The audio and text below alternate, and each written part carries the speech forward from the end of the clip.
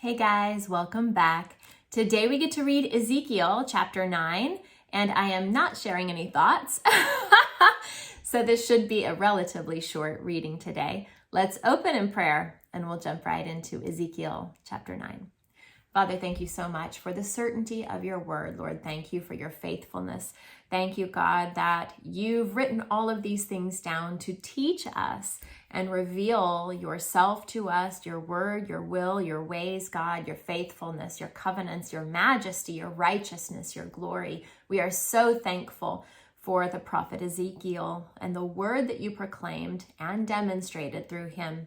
I pray today, Lord, that you would give us the spirit of wisdom and revelation that we may know you better. May the eyes of our understanding be enlightened, Lord, to see and know whatever it is you would desire for us to see and know through this chapter. We thank you for all of these things in Jesus' name. Amen. Amen. Ezekiel chapter 9. Then I heard him call out in a loud voice, "Bring the guards of the city here, each with a weapon in his hand." And I saw 6 men coming from the direction of the upper gate, which faces north, each with a deadly weapon in his hand. With them was a man clothed in linen who had a writing kit at his side. They came in and stood beside the bronze altar.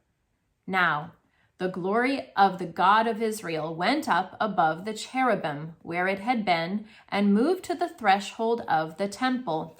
Then the Lord called to the men clothed in linen who had the writing kit at his side and said to him, "Go throughout the city of Jerusalem and put a mark on the foreheads of those who grieve and lament over all the detestable things that are done in it." As I listened, he said to the others, "Follow him through the city and kill without showing pity or compassion. Slaughter old men, young men, and maidens, women and children, but do not touch anyone who has the mark. Begin at my sanctuary." So they began with the elders who were in front of the temple. Then they said to them, "Defile the temple and fill the courts with the slain. Go." So they went out and began killing throughout the city.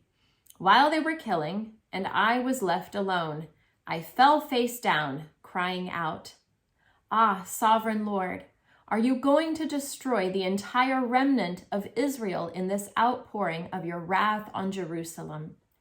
He answered me, "The sin of the house of Israel and Judah is exceedingly great. The land is full of bloodshed, and the city is full of injustice. They say, 'The Lord has forsaken the land. The Lord does not see.' So I will not look on them with pity or spare them, but I will bring down on their own heads what they have done."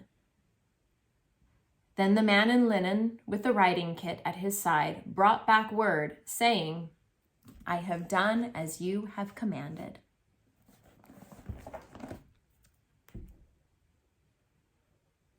Thank you, Lord, for your word. Thank you for your mighty angels and servants that hearken unto the voice of your word, God. And thank you that you're both powerful and faithful to carry out every word that you speak. Let's close with the exhortation in Hebrews chapter 12, verses 28 and 29. Since we are receiving a kingdom that cannot be shaken, let us be thankful. And so worship God acceptably with reverence and awe, for our God is a consuming fire. I'll see you next chapter.